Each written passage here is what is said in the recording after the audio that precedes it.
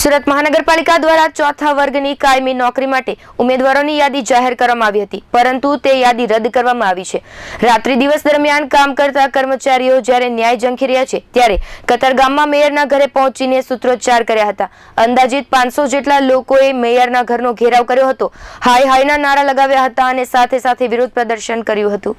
સુરત મહાનગરપાલિકા દ્વારા ગત તારીખ 10/3/2019 રોજ ચોથા વર્ગની કાયમી નોકરી માટે યાદી પ્રસિદ્ધ કરવામાં આવી હતી। આ યાદી લોકસભાની ચૂંટણીની આચારસંહિતા લાગુ થયાના સમયે જાહેર કરાઈ હતી, જેમાં બંધારણીય અનામતની જોગવાઈનું ઉલ્લંઘન કરીને ગેરબંધારણીય યાદી જાહેર કરેલી છે। છેલ્લા રાત્રિ દિવસના રોજિંદા સફાઈ કામદારોની આ ભરતી પ્રક્રિયામાં સમાવેશ કરવામાં આવ્યો નથી। સુરત મહાનગરપાલિકામાં સફાઈ કર્મચારીની જગ્યાઓ ખાલી છે, તમામ ઝોનમાં સફાઈ કર્મચારીઓની જરૂરિયાત પણ છે, ત્યારે આ સફાઈ કર્મચારીઓ જે છે તે વર્ષોથી સફાઈના કામમાં રોકાયેલા છે અને સુરત મહાનગરપાલિકાના સીધા સુપરવિઝનમાં રાત્રિ કે દિવસ દરમિયાન સફાઈની કામગીરી કરતા હોય છે। ત્યારે તે લોકો ઈચ્છી રહ્યા છે કે અમે કેટલાય દિવસથી મહેનત કરીએ છીએ ત્યારે પ્રથમ પસંદગી અમારી થાય। નામદાર સુપ્રીમ કોર્ટ અને નામદાર ગુજરાત હાઈકોર્ટના ચુકાદાઓ રોજિંદા કર્મચારીઓની તરફેણમાં રહ્યા છે। હાલમાં ગુજરાત રાજ્યના અમદાવાદ મહાનગરપાલિકાના 6200 જેટલા રોજિંદા કર્મચારીઓને એક સાથે કાયમી નોકરીમાં નિમણૂક આપીને ન્યાય કરવામાં આવ્યો છે। ત્યારે કર્મચારીઓનું કહેવું છે કે અમે પણ ગુજરાતના જ નાગરિકો છીએ અને અમે પણ કાયમી નોકરીનો અધિકાર ધરાવીએ છીએ। ગત વર્ષમાં સાહેબશ્રી અને મહેરબાન સત્તાધીશો સમક્ષ વારંવાર રજૂઆત કરવામાં આવી છે, પરંતુ હાલ 6 વર્ષ વીત્યા છતાં અમને ન્યાય મળ્યો નથી, જેના કારણે આવેદનપત્ર આપીએ છીએ। વધુમાં જણાવ્યું હતું કે અમારી લાગણી અને માંગણી સાથે નમ્ર અરજ છે કે અમો પણ ગુજરાતના અને સુરતના નાગરિકો છીએ। સુરત શહેરની સેવા કરવામાં અમારું જીવન ખપાવીએ છીએ। અમારી મહેનતને ધ્યાને લઈને અમોને કાયમી નોકરી આપવાનો સંપૂર્ણપણે અધિકાર છે, જેથી તમે નિર્ણય કરો અને 3000 થી વધુ કર્મચારીઓ પર કૃપા કરવા માટે માંગણી સાથે આવેદનપત્ર આપીને રજૂઆત કરી હતી।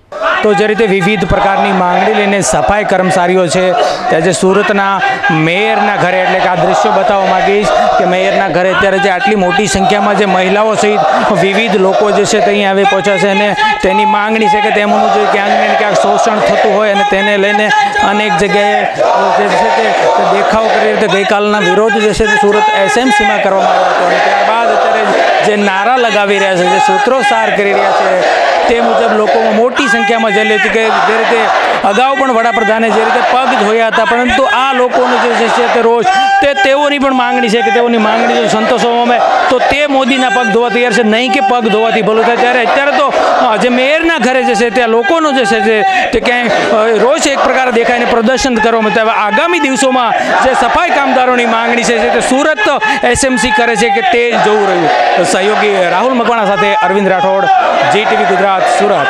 ધનજી વિરાજ છે, અખિલ ભારતીય સફાઈ મજદૂર કોંગ્રેસના સુરત જિલ્લાનો પ્રમુખ છું।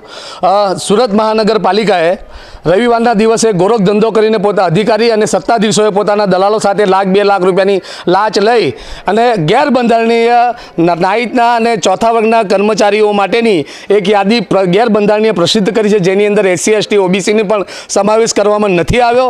આ બંધારણની વિરુદ્ધ છે।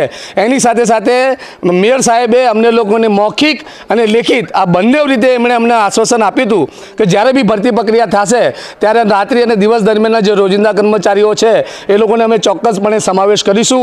આ સુરતની જ જનતા છે, સુરતના જ લોકો છે અને આ એ લોકોએ છે કે જે લોકોએ સત્તાધીશોને વોટ આપ્યા હતા પણ નોકરી માટે નહોતા આપ્યા કે એ લોકો સારું સંચાલન કરી શકે અને દરેકને ન્યાય આપે, એટલા માટે સંચાલન કરવા માટે આપ્યું હતું, પણ એ લોકોએ ગોરખ ધંધાને ભ્રષ્ટાચાર કરી અને ગઈકાલ રવિવારના દિવસે રજાના દિવસે એ લોકોએ ખૂબ ખોટી ગેરબંધારણીય યાદી પ્રસિદ્ધ કરી છે।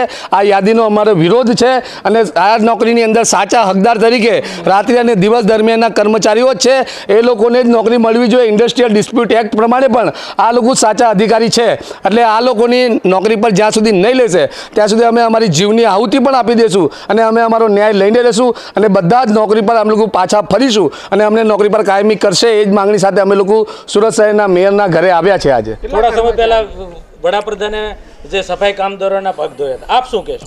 આ બધું ને બધું ઢસુકલા કરી રહ્યા છે. એ લોકોના હૃદયની અંદર સાચી અગર સફાઈ કામદારો માટે લાગણી હોય તો એ લોકોને આર્થિક રીતે મજબૂત કરો, એ લોકોની રોજી રોટલો આપો, નહીં કે પગ ધો. પગ ધોવાથી કોઈનું ભલું થતું નથી. અગર સાચા અર્થમાં સફાઈ કામદારોને એ લોકોએ ભલું કરવું હોય તો આ જેટલા બી છે આ બધા સફાઈ કામદારો છે, અને આ લોકોને નોકરી આપીને એ લોકોના સાચા પગ, અને જો વડાપ્રધાન આ લોકોને નોકરી આપશે તો અમે લોકો એ વડાપ્રધાનના પગ ધોઈને પાણી પીશું. આવું અમારું વચન છે. અમારા પગ ધોઈને કોઈ પાણી પીએ એવું અમને જોતું નથી, પણ વડાપ્રધાનને એવું જોતું હોય કે અમે એના પગ ધોઈને પાણી પીએ તો અમને અમારો ખાલી હક અપાવે, અમે લોકો એના પગ ધોઈને પાણી પીશું. રાહુલ મકવાણા સાથે અરવિંદ રાઠોડ, GTV ન્યૂઝ, સુરત.